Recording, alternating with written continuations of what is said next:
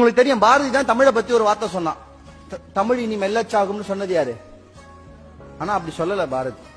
நம்மால அந்த பாதி சிலபஸ் படிச்சுட்டு பாரதி மெல்ல தமிழினி சாகும், மெல்ல தமிழினி சாகும் என்றந்த பேதை உரைத்தான்னு சொல்லார். எவனோ ஒரு பைத்தியக்காரன் சொன்னான்டா தமிழ் சாகும்னு.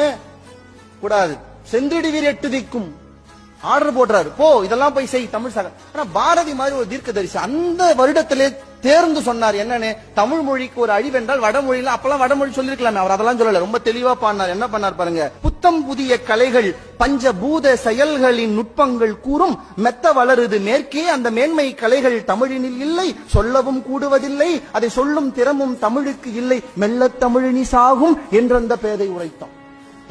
அவன் என்னென்னமோ கண்டுபிடிச்சிட்டு இருக்கான், அதுக்கெல்லாம் உங்ககிட்ட சொற்கள் இல்லனா தமிழ் செத்து போயிடும். தமிழ் சாகல, சொற்களை எடுத்துட்டு வந்துச்சு. டிவி வந்தது, நாங்க டிவி கண்டுபிடிக்கல, பரவாயில்ல, தொலைக்காட்சின்னு பேரை கண்டுபிடிக்கிறோம். ரேடியோ வந்தது, நாங்க ரேடியோ கண்டுபிடிக்கல, ஆனா வானொலின்னு தமிழ்ல பேர் வைக்கிறோம். ஆனா எனக்கு ஒரு சிறப்புங்க, தமிழன் எதையும் கண்டுபிடிக்கவில்லை என்றாலும் கூட கண்டுபிடிப்பதற்கெல்லாம் தன் மொழியிலே பேரை வைப்பதை போல வேற ஒருவர் வேறு யாரும் செய்ததில்லை. அதையாவது அழகா சொல்லு, அதுவே பெருமைதான், அதையாவது செஞ்சுமே சந்தோஷப்படணும்.